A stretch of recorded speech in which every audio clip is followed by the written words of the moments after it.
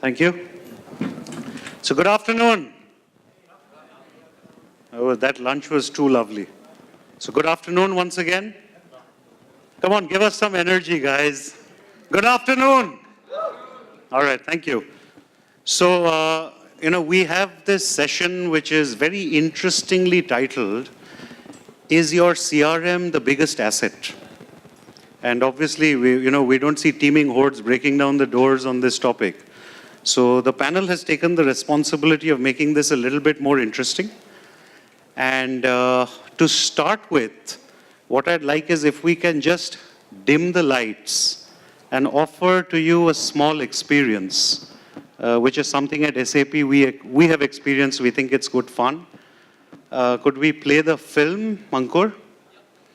Or if you can't, tell me and we'll just continue. So let me set up the context for what you're going to see.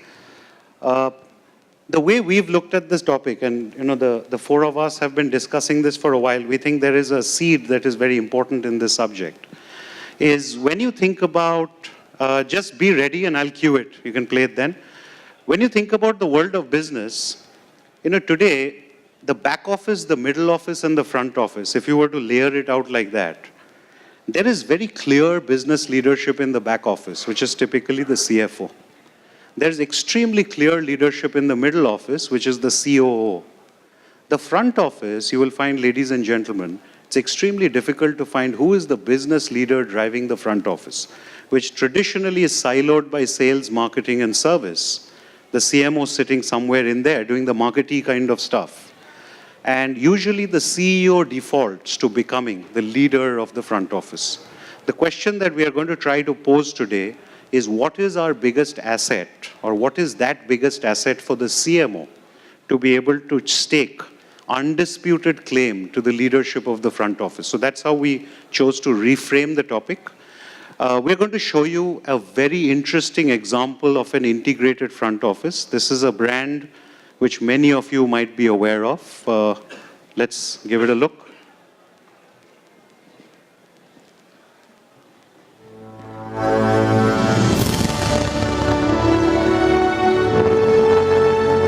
Cirque du Soleil produce very unique type of entertainment by combining circus, theater, and dance art. We have 18 shows in 60 countries, 400 cities. We have 1,200 artists. When you attend a show, you just simply not imagine on the complexity and the logistics that is taking place behind the scene.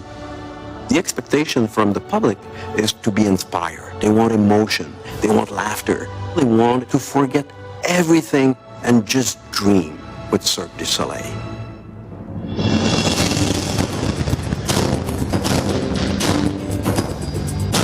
Being able to reinvent ourselves, not just from an entertainment standpoint, but a business standpoint, is absolutely critical for our success. That's why we're investing a lot in finding the best artists in the world and developing new tools, new technologies that is going to surprise our customer.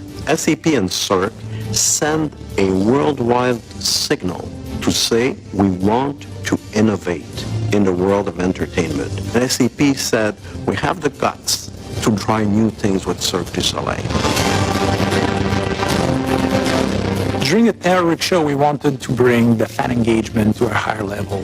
SAP HANA allowed us to combine visual mapping and lighting effects into a very unique new form of projections that brought the quality of the show to a new level. Cirque du Soleil is a live entertainment company, and SAP is providing live information all the time. This is a game changer for us. We're in the trenches every day, and I like to think that SAP is in the trenches with us.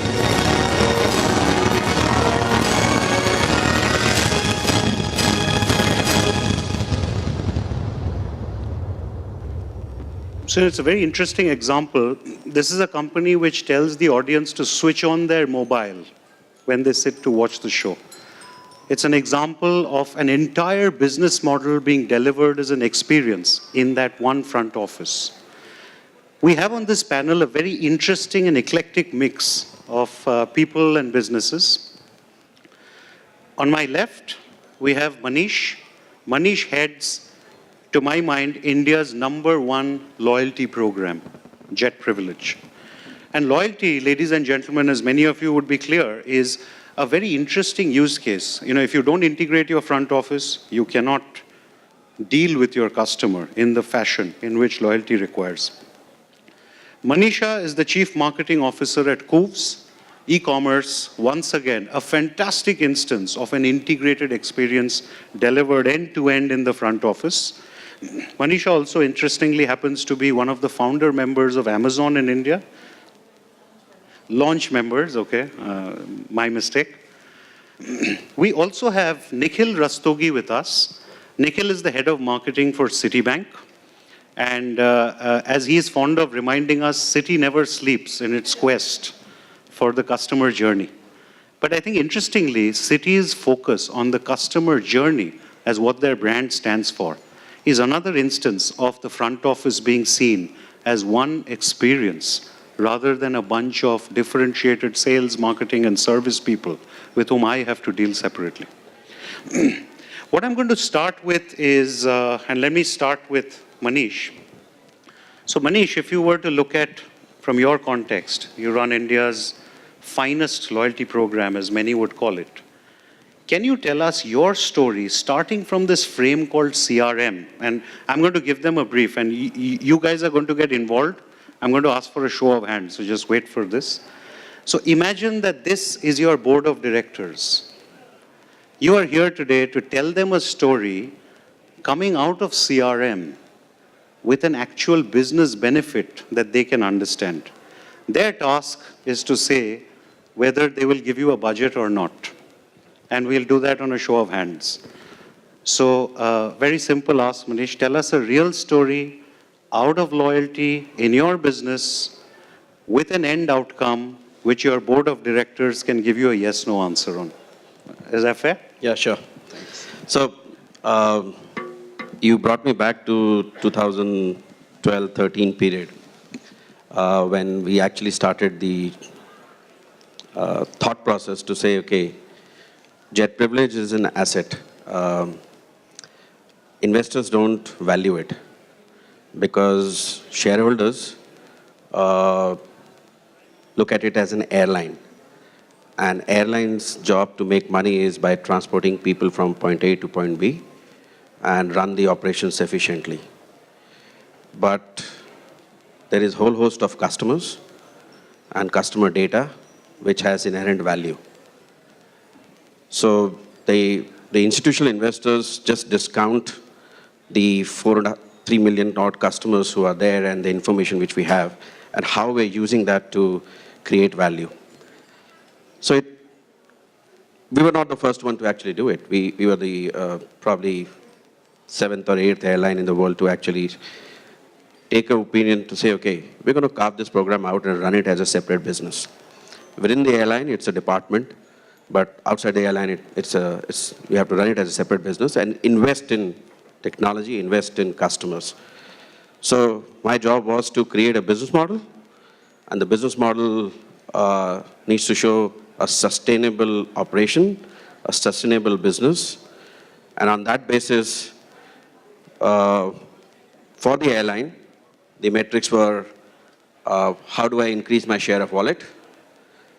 What is the incremental value I'm getting out of my customers?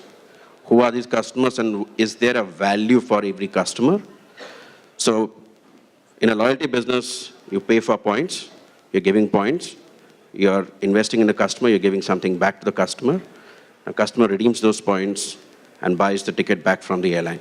So in this entire thing, we created a business model which could create value, which led to pitching it to some investors and finally doing the deal with Etihad, making investment of close to around $150 million.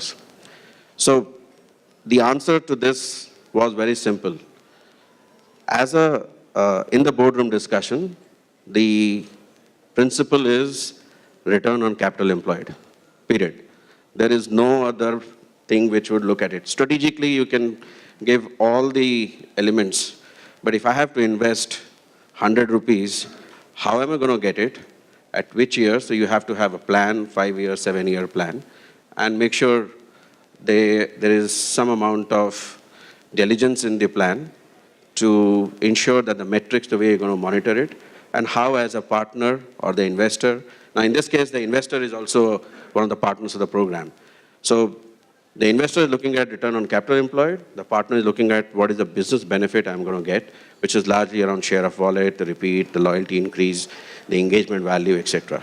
So that was the principle on which we pitched it and got the approval to go ahead and create a business plan, go out with the investors, with private equity players, as well as strategic investors, and finally the deal happened with Etihad. So that's my answer. So Manish was really clever, right? He already told you he won $150 million on this pitch. But nonetheless, in the spirit of the challenge, and Manish, you've queered the pitch, but can I see a show of hands? He basically pitched jet privilege itself as a business model. How many of you would give him the money? Show of hands, yes. Let me see the eyes. Okay, that's a lot. Manish, you won the deal. That's amazing. Thank you. I don't know, this always is the battle between marketing and sales, right? Sales wins the deal, and marketing sits in the back and does funny stuff, which never brings in any revenue, but only spends a lot. Okay, great. Manisha, so tell us, to our board members here, tell us the one idea that you want to talk about coming from this box called CRM, in which you'd like them to fund you, and what results you got. Right. Thank you. With setting the context that marketing does a lot of funny stuff, really, right? So, like we were discussing a while ago, that the journey of CRM is very different, or use case of CRM is very different depending on the life cycle of the brand, or how long has the brand been in business, specifically in e-commerce, given how volatile the industry is. So with respect to Coos, right, we are in a space of only Western fashion play. And users who are adopting just Western fashion have a very different set of behavior that they exhibit when they are shopping for Western fashion compared to what they would do for electronics or everyday groceries and things like that. So one of the best use cases we've experienced in the last 6 months that I've been at Coos is when you look at the lapsed user set, right, which is very critical for every CRM program as a first low-hanging fruit to look at, because acquiring a new user, as everybody knows, is way more costly than retaining users. So looking at the lapsed user sets, we were trying to look at reasons of why we had them go. The first basic question when you look at users, this is a set of users who haven't shopped with us in the last 12 months. What would be the natural reasons of why they would have left? And one of the common threads that we could see come out was each of these users had shopped with us for a certain number of period and had returns come in, right? Deep diving further, using the analytics database and every detail that we had, we looked at that there was a pattern of the return. And the reasons of return, when you go to an e-commerce site, it'll ask you reasons of return. The clear trend that was emerging was this product does not suit me. So the given options, for example, sizing doesn't fit, I don't like the quality, it did not come in time, it does not suit me. And given that Coos is trying to establish and is positioned itself as a niche player in the Western fashion space only, where designs are all done internationally and curated specifically for the Indian market, this does not suit me is a very open-ended answer from the consumer. So CRM helped us understand a lot about the key reasons for lapsed users, and then build a use case to how to address it, so that leaking bucket of the lapsed users is something that you can control, and then hence become a revenue center and not really a cost center. Excellent. So Manisha has this idea to recover lapsed users. She needs 100 rupees for it. How many eyes in the room, given her idea? Okay. I think all of the people in this room who were awake did raise their hands, Manisha. So you did well. All right, let's move to Nikhil. So Citibank, the city never sleeps. And Nikhil, if you can tell us your instance coming out of the box called CRM, and tell us an idea which the board would like to give you some money for, what would that be? Thank you, and good sum. I like the sum money part. $150 million is not what I'm asking. So here's the thing. I think, a couple of years back, and which is what all of us also experience as consumers, we are becoming more and more impatient. We are more and more pressed for time. So products and services which can be delivered to us instantly, which can be delivered to us in a straight-through fashion. You don't need to ask me all the details every time. You bloody well know me. Things which are personalized, we talk in marketing about segments of one, but are there products or are there brands which are really customizing and really creating those products which are really designed for me? And I'll give a financial context to this, that what I mean by a personalized product. We looked at all these trends and we took a step back. And before I come to CRM, I'll probably dig in a layer deeper. And to me, CRM as a platform really resides on this rich oil field of data, which thankfully the banks have a lot of. But we haven't really mined it enough, is what I still believe, and that's what we realized a couple of years back. So many of our existing customers, were eligible for cross-sell, were eligible for different kind of products, but we were still approaching them as new to bank customers, as we call it in our parlance, as people we really don't know. So if you go to Nikhil, you will still give him a form, you will still ask his name, his mother's maiden name, his address, and so on and so forth, and that's really irritating. So what we did was that we looked at all this data, and with the help of data, we could credit score our customers. So we really know who is eligible for what is the kind of interest rates you can give to somebody, what is the kind of tenor, what is the kind of, let's take a loan product, so what is the kind of loan amount that you can give. So therefore, you create a personalized product which is ready with you in real time and is available. The next thing that really comes is that how do you deliver it instantly? And here we used some tools and technologies to help us, which really helped us to identify our customers all over the internet, not only on a city website or a city ATM channel or a city contact center or a city branch. So wherever you are, because we know that you are an existing customer, we are able to track you, we are able to note you, and then we deliver this product in a real-time fashion. The third thing I spoke about was straight through and instant. And now, because I already know you, I really don't need to ask any further information.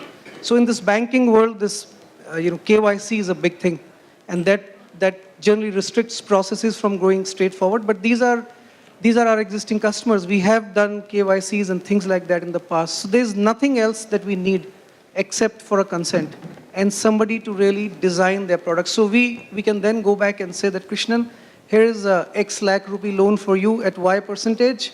And for a Z tenure, would you like to customize it for yourself? Because I have set the boundary conditions which I can offer to you. And basis that customer, Krishnan says, I want Y amount, I want Z tenure, and I want, at this kind of interest rate.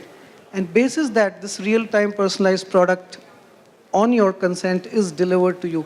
And that adds tremendous value to our business, because not only can we cross-sell more as a use case, but we can leverage all our different touch points. And as a bank, we have a hell lot. And from a business case point of view, I would say that more than 50% of the business that we do today across our loan products and our card products are actually cross-sell and are done instantly. So, with this pitch, I'm expecting that you would be happy to fund this. So remember, Nikhil said he doesn't need 150 million. So he still needs money, huh? The bank needs still money. But Everybody needs money. board members, how many ayes for the Citibank pitch? Okay. The people awake still remain awake, so we're still, doing pretty good.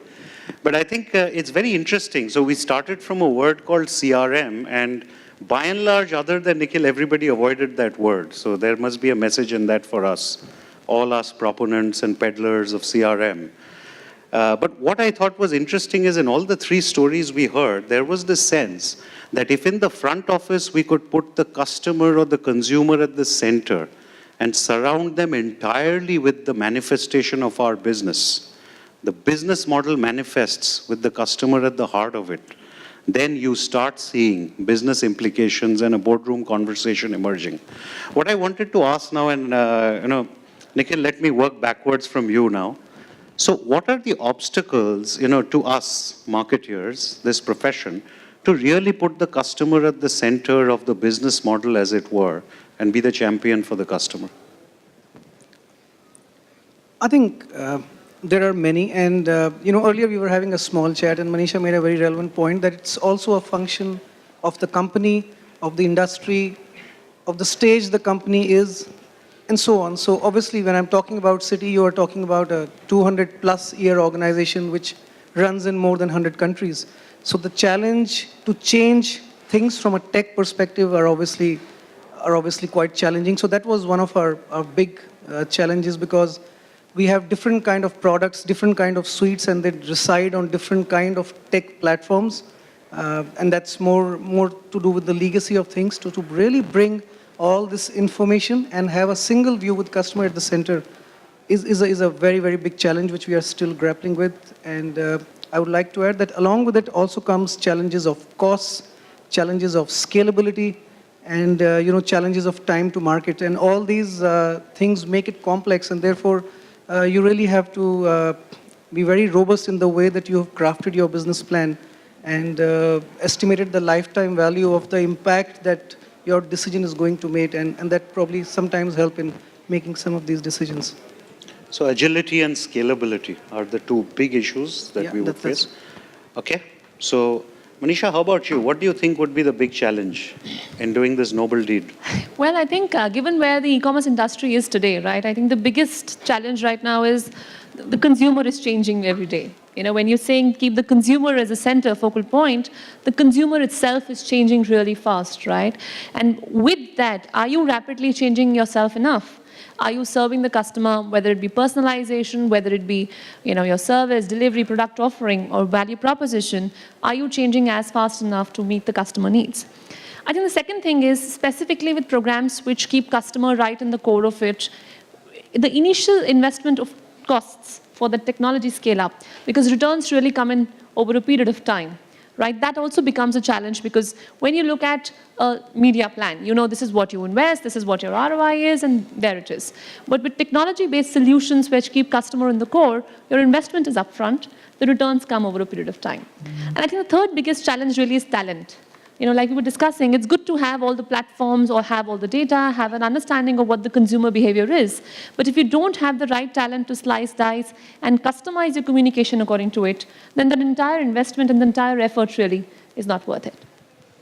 So that's an interesting point. You've added on to agility, and I think you spoke a lot to the scalability challenge, which is there is a significant upfront investment to make the customer at the heart of your business model at scale. And it's extremely difficult for campaign-oriented marketers to make that business case, right? So that's interesting, and I think all of us face that challenge. Manish, how about you? What do you think is the biggest challenge? So I think I'll try and relate it to... you're the guy who won 150 million. Nothing's a challenge for you. No, actually there is a significant challenge. The entire money was used to buy the program from the airline and keep it out. So the 150 million didn't come to the program company, it went to the airline. So they ascribed a value to the data and sold the data and the customers to the program company. So the challenge then for us was, while the program was within the airline, how do you invest in technology? And our return comes, we invest today, we acquire the customer today, our revenue is recognized once the customer redeems. So your redemption may happen 6 months down the lane, 1 year down the lane, 2 years down the lane, and that's the time the revenue is ascribed. So your cost is upfront, your revenue is 2 years down the lane. So the challenge for us was on getting the right mix of the business model, which we finally managed to do. But the other element was data. Now, I think I'll talk about agility later, but for us, parting with data, and we work with 150 partners, how do you ensure that the right amount of data is coming from every partner and creating an ecosystem in which this data is there, and managing that data?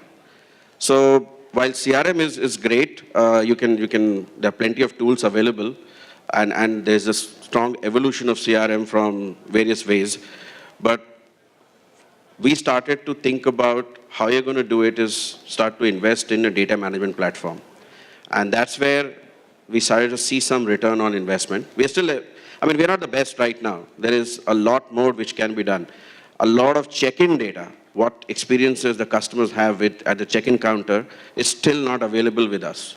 We're still in the process of identifying how do we bring that check-in data, because we're working with disparate systems. So when we started this journey in 2013, we identified close to around 17 or 18 odd different data sources and different multiple systems, some our own, some are our partners. Today we are at a stage where we have 32 odd different sources and almost 1,700 different attributes for a single customer. Now, that 1,700 single attribute is available on a click of a button for any marketer to understand as to what is happening with that. So, the CRM tool is also generating data. Social is also generating, and we have not even touched social yet. The social CRM is still outside our scope right now. We have not even gone to that area yet. There is so much data within our own system. If we can harness it, there is significant value which can be created. So data management platform, for me, was the critical challenge, which we're still trying to solve. We're not done it yet. And agility, of course, I mean, I agree with the rest of the... So this is very interesting. So now we have started building a list of criteria to agree upon what is the biggest asset in the front office. We still don't know at this stage whether it's CRM or not. So if I start from my extreme left, we talked about agility. We talked about building business case for technology investment in the front office.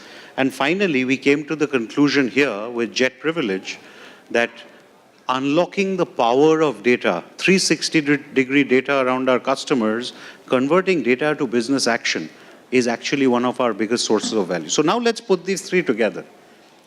If in our front offices, all of us together were to achieve that nirvana stage of agility, plus the requisite technology investment, plus a data management platform, what would that asset be called, and is that CRM?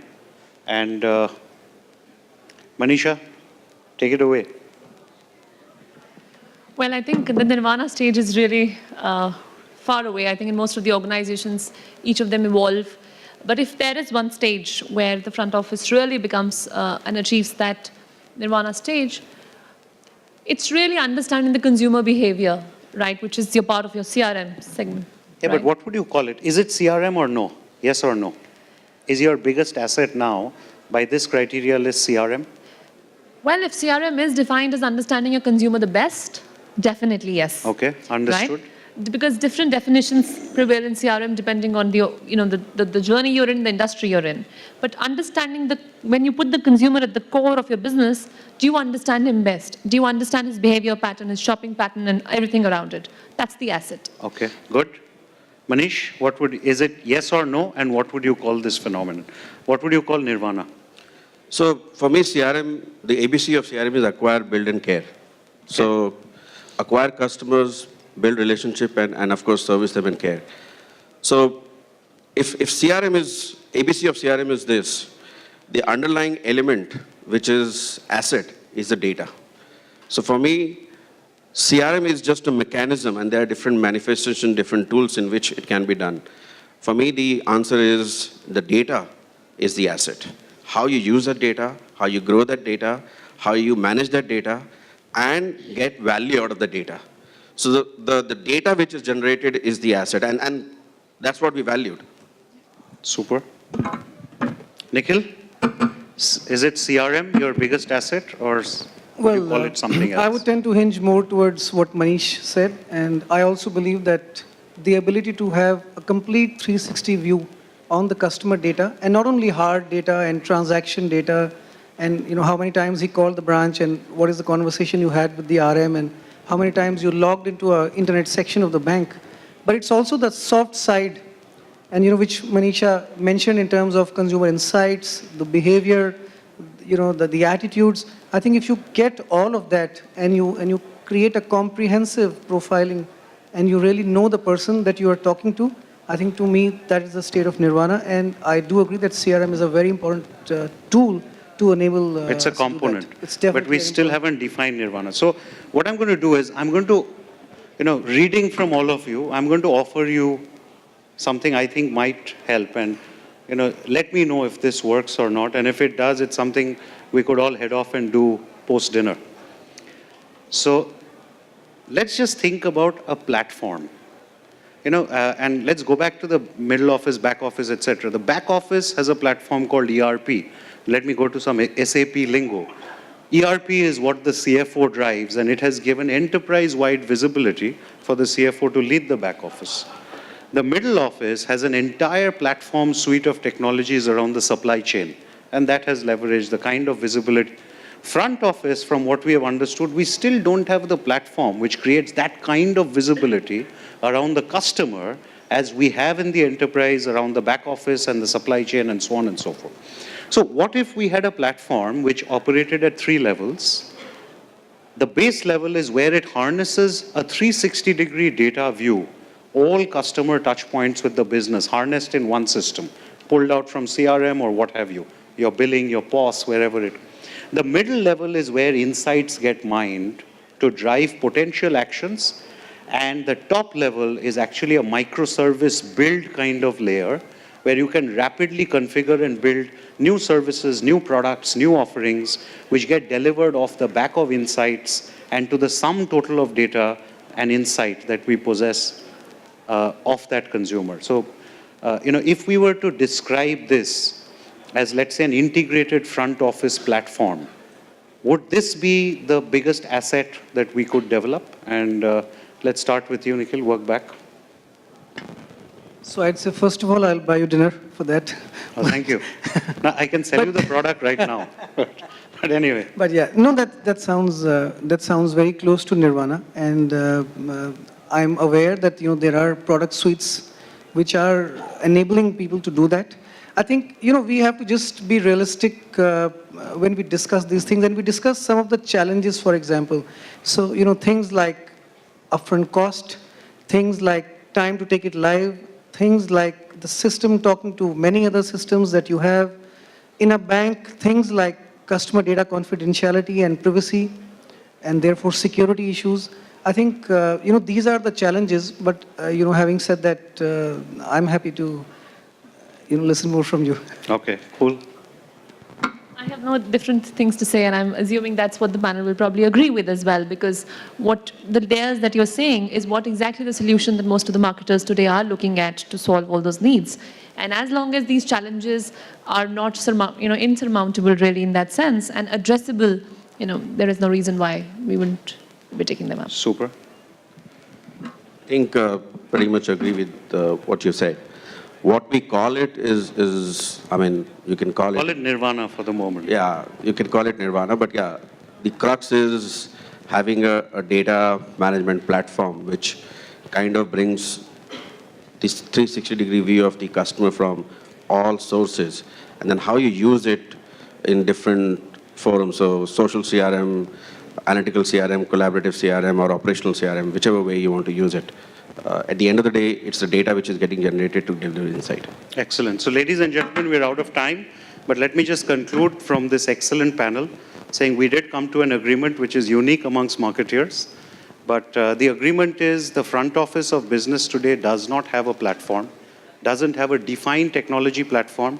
Whenever that gets defined, and at this point we're using the working title Nirvana, whenever Nirvana comes in and gets invested into the front office, CMOs stand a very strong possibility of really declaring themselves as business leaders of that particular front office. Thank you very much for your time, attention, and presence. All the best. Thank you very much. If I may request all of you to come together for a group photograph as well.